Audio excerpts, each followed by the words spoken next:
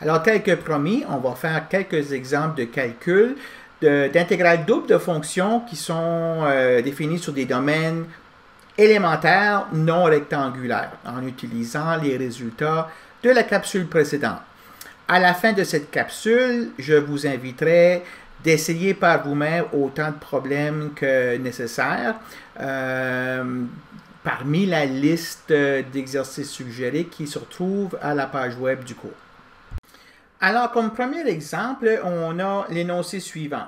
On dit qu'on a une région dans le plan XY bornée par l'axe des Y et la parabole x égale moins 4y carré plus 3.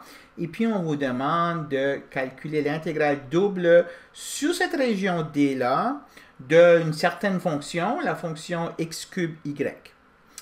Donc, avant d'attaquer un problème comme ça, tel que le problème vous est posé, vous allez être obligé de tracer un petit croquis de la région D pour vous-même. Pourquoi? Parce que on va être obligé d'utiliser ce croquis-là pour pouvoir écrire cette intégrale ici comme une intégrale itérée. Et on a besoin de pouvoir écrire les bonnes bornes. Donc, ça va être important que vous soyez capable, comme je disais, de vous faire un certain dessin, une certaine représentation. Ici, on a une parabole x en termes de y. Alors, c'est une parabole qui est couchée sur le côté, soit comme ça ou comme ça. Donc, pour savoir si c'est comme ceci ou comme ça, on regarde le signe du coefficient y carré, il est négatif, donc ouvert comme ça. Il y a un sommet quand y égale à 0, il y a un sommet à x égale à 3.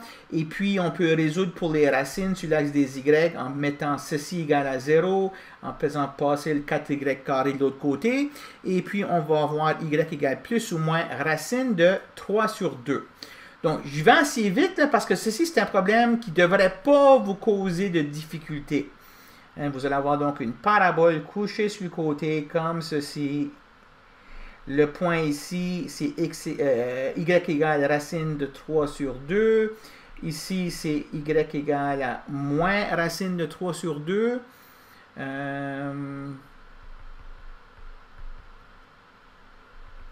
Et puis, ce point ici, c'est le sommet. Donc, x égale 3, y égale à 0. Donc, on nous dit que la région est bornée par cette parabole-là et l'axe des Y. L'axe des Y qui est où? Il est ici. Donc, la région qui nous intéresse, D, c'est la suivante. Donc, ça, ce n'est pas une région rectangulaire. C'est une région élémentaire.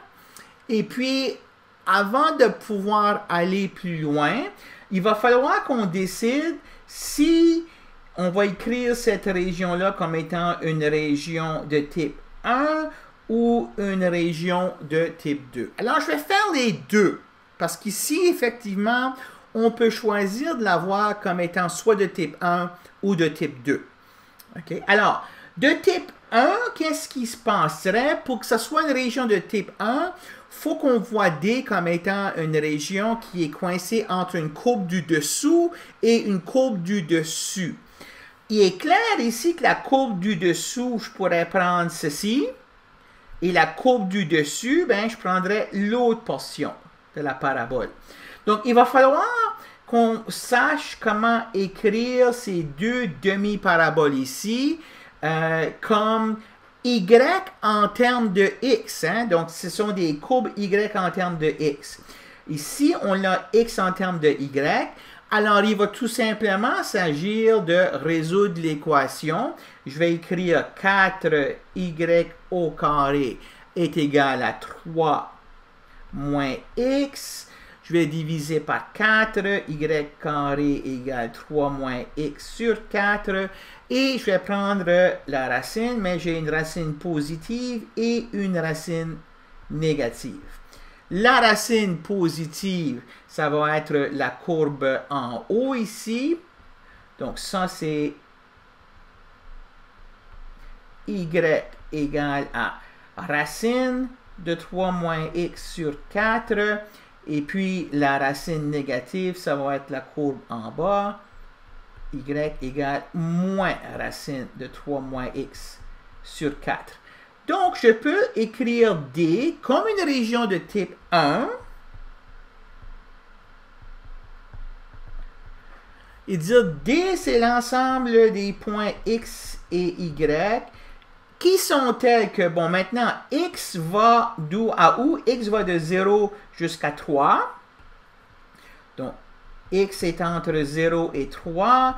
Et puis, Y est entre la courbe du bas et la courbe du haut, du dessus.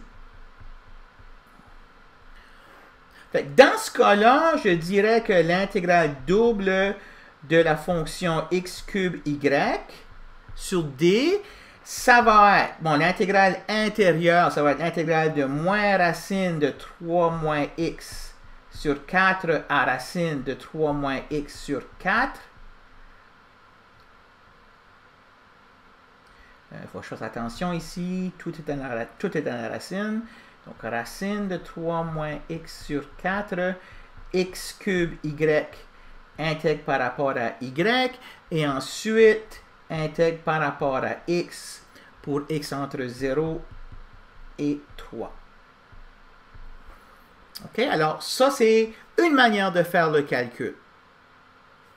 On peut aussi décider que la région D, elle est bornée par une courbe à gauche et une courbe à droite. La courbe à gauche, c'est quoi? C'est ça. La courbe à droite, c'est ça. OK? Alors, on peut aussi écrire D comme une région de type 2, puis dire que D, c'est l'ensemble de tous les points x, y. Alors, quand je fais ça, les valeurs de y sont entre moins racine de 3 sur 2 et racine de 3 sur 2. Donc, moins racine de 3 sur 2, plus petit ou égal à y, plus petit que racine de 3 sur 2. Et puis, les valeurs de x, ben, ils sont entre la courbe à gauche. La courbe à gauche, c'est x égale 0. La courbe à droite, c'est x égale moins 4y carré plus 3. Donc, x est plus grand ou égal à 0, plus petit ou égal à moins 4y au carré plus 3. Fait que dans ce cas ici, je pourrais dire que l'intégrale double sur d de x cube y, c'est égal à... Donc, j'intégrerai par rapport à x en premier, 0 à moins 4y carré plus 3. X cube y intègre par rapport à x. Il prend ce résultat-là et intègre par rapport à y en moins racine de 3 sur 2 et racine de 3 sur 2. OK? Remarquez, là, ici, c'est la même région d'intégration, mais regardez la différence entre ces bornes ici puis ces bornes ici. Hein, on n'a pas tout simplement permuté les signes d'intégrale. Hein, c'est vraiment, ça demande un effort mental pour pouvoir voir la courbe à gauche et la courbe à droite, pour pouvoir voir la courbe du dessus et la courbe du dessous. OK? Alors, il faut être conscient du fait là, que quand je regarde ces bornes ici, c'est pas immédiatement automatiquement clair que les bornes correspondantes dans l'autre ordre seront celles-ci. Je dois m'appuyer sur le dessin. C'est absolument nécessaire que j'ai le dessin afin de pouvoir faire cette correspondance-là. OK? Alors, moi, je vous inviterai de faire le calcul ici par vous-même, à la maison. Moi, je fais compléter le calcul en l'ayant traité comme une région de type 1. OK? Alors, je regarde ici l'intégrale de 0 à 3, l'intégrale de moins racine de 3 moins x sur 4 à racine 3 moins x sur 4, x au cube y, j'intègre par rapport à y et ensuite j'intègre par rapport à x. Donc l'intégrale de 0 à 3 de... Donc maintenant je dois prendre la fonction x cube y et trouver une primitive par rapport à y en traitant x comme une constante. Donc j'ai une constante fois y. la primitive, ça va être cette constante-là fois y carré sur 2. Donc, je vais avoir x cube y carré sur 2. Et puis, je dois évaluer cette primitive-là aux extrémités.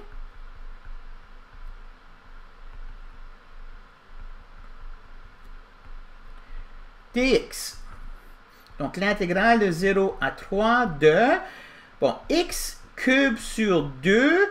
Et puis, bon, je vais évaluer y carré avec cette borne ici. Quand je fais ça, quand j'élève ça au carré, j'ai 3 moins x sur 4. Donc, 3 moins x sur 4, moins, évalue y carré à cette borne ici. Puis quand j'élève ça au carré, j'ai moins 1 au carré qui fait 1.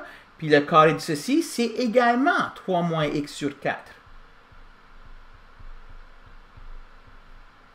Donc, je ferme ça, dx.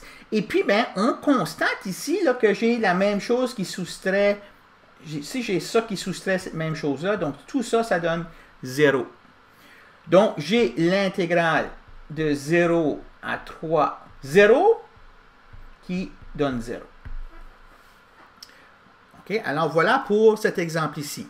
Donc, l'important, c'est de voir que le calcul que vous faites est exactement comme si on utilisait le théorème de Fubini, sauf que on doit se rappeler que les bornes pour la première intégrale à l'intérieur sont des bornes avec des variables. Puis on doit intégrer ces variables-là dans le calcul de la primitive. OK, alors, deuxième exemple. Donc, je vous demande calculer l'intégrale de 0 à 1, l'intégrale de 2y à 2, cos de x au carré, dx, dy.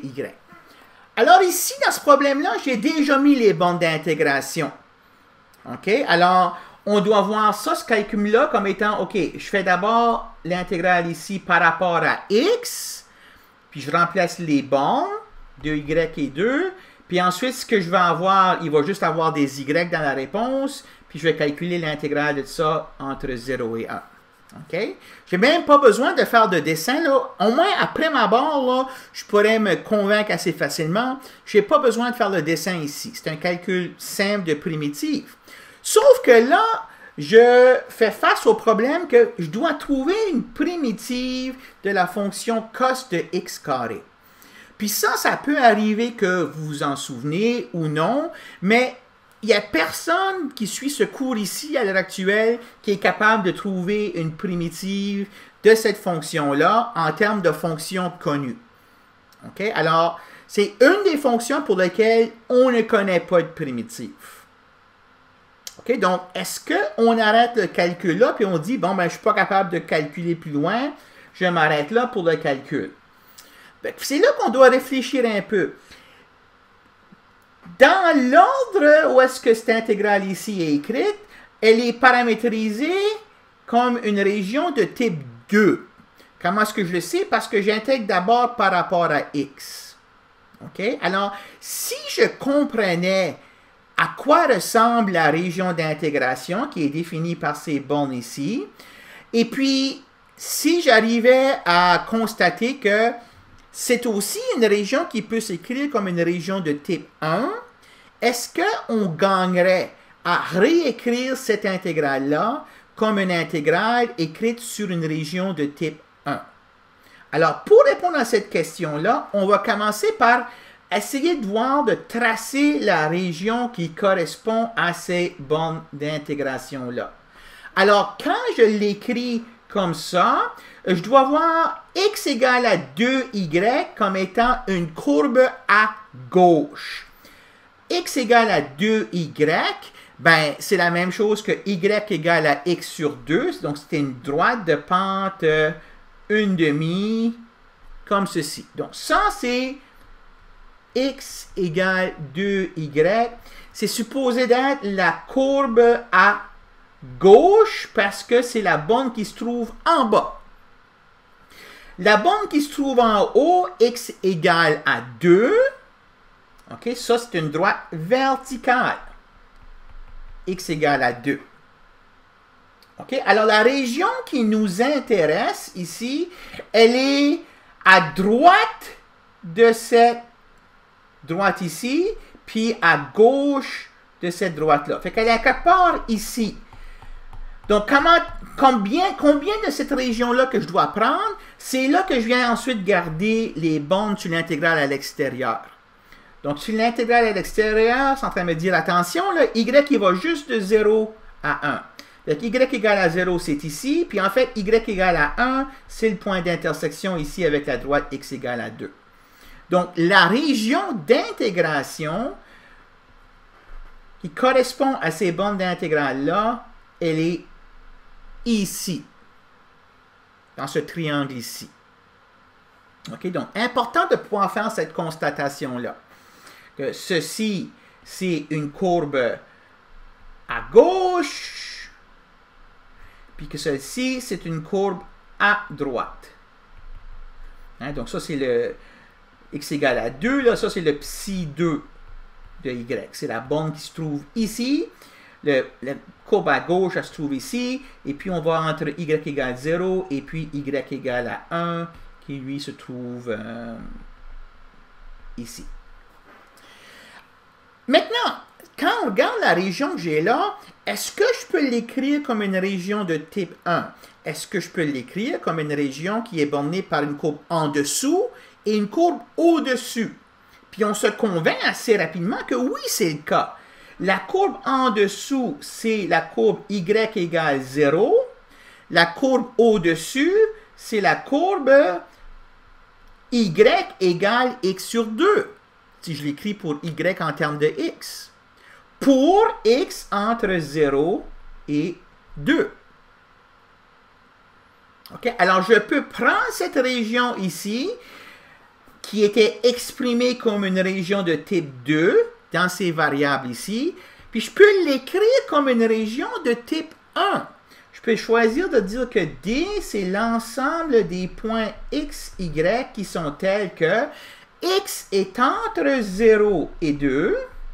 Hein, x va entre 0 et 2. Puis la courbe du dessous, c'est y égale à 0. Puis la courbe du dessus, c'est y égale x sur 2. Donc 0 plus petit ou égal à y, plus petit ou égal à x sur 2. Donc c'est la même région, mais vue comme étant de type 1. Donc, ça me garantit avec le théorème de Fubini que l'intégrale originale qu'on me demandait de calculer, si je décide d'écrire la région d'intégrale comme étant de type 1, alors les bornes d'intégration vont être de y va de 0 à x sur 2, puis x va de 0 à 2. Cos de x carré intègre d'abord par rapport à y et ensuite par rapport à x. OK? Donc, très important que on a ces bornes ici, dans l'ordre qui sont données, puis ces bornes ici, dans l'ordre qui sont données, décrivent cette même région ici. OK? Ici, on la voit comme de type 2. Ici, on la voit comme de type 1. Qu'est-ce qu'on a gagné en ayant fait ça? OK? Je vous invite à regarder ça, là, 2 secondes. Qu'est-ce qu'on a gagné? C'est que la première intégration là, est par rapport à y. Puis on regarde x comme étant une constante. Fait qu'ici, là, ça devient tout simplement une constante dans la première intégration. Puis je sais comment calculer une primitive pour une constante. Donc, je peux écrire ça comme l'intégrale de 0 à 2. Et puis, ça va être donc la constante fois y. Que je vais évaluer pour y égale à 0, puis y égale x sur 2. Ensuite, dx. OK, donc je remplace le y ici par x sur 2. Je vais le remplacer aussi par 0, puis je vais faire la différence. Théorème fondamental. Donc, égale l'intégrale de 0 à 2, x sur 2 cos de x au carré moins 0 sur 2 cos de x carré dx. Donc, ce terme ici, c'est 0 à cause du 0 qu'il y a ici. Donc, je termine avec l'obligation de calculer ceci. Puis là, on a gagné quelque chose de remarquable. Tantôt, on n'était pas capable de calculer la primitive de cos x carré par rapport à x parce qu'on ne connaît pas la primitive. Mais regardez qu'est-ce qu'on a gagné ici. On a gagné ce facteur de x sur 2 ici. Qu'est-ce que ça me donne, ça? C'est que maintenant, je peux la calculer, cette intégrale ici, en posant un changement de variable simple. Je vais poser u égale x carré, et puis du sera 2x dx. Alors, j'utilise la méthode de substitution. G à constante multiple près ici, cos de u du. OK? Alors, ça, c'est quelque chose qu'on peut faire avec les techniques qu'on a vues en première année. Je vous invite de le faire et puis de constater que la réponse est sinus de 4. Excusez, un quart de sinus de 4. Alors, c'est quoi la morale de ce deuxième exemple ici? C'est que parfois, ça arrive qu'on a une intégrale à calculer sur une certaine région, qui n'est pas rectangulaire. Donc là, on a un choix à faire. Est-ce que c'est une région de type 1 ou de type 2? Et ça peut arriver que la région ait des deux sortes de types. C'est possible de la paramétrer soit comme de type 1 ou de type 2. Ça peut arriver que selon le choix que vous avez fait, que vous obteniez soit une intégrale qui est impossible ou extrêmement difficile de calculer. Donc, si à ce moment-là, vous rebroussez chemin puis vous décidez, OK, je suis parti peut-être dans la mauvaise direction. Au lieu de l'écrire comme une région de type 1, je vais l'écrire comme une région de type 2. Ça arrive, c'est possible que le calcul soit énormément simplifié, comme vous voyez à cet exemple 2 ici. OK, alors ça, c'est une bonne mise en garde que c'est pas parce qu'une région peut être paramétrée des deux sens, de type 1 ou de type 2, que l'intégrale est également facile d'une manière ou de l'autre. Ça dépend beaucoup de la région, mais aussi de la fonction qu'on intègre. OK? Alors, gardez ça en tête et puis on aura l'occasion de faire des problèmes comme ceci au DGD.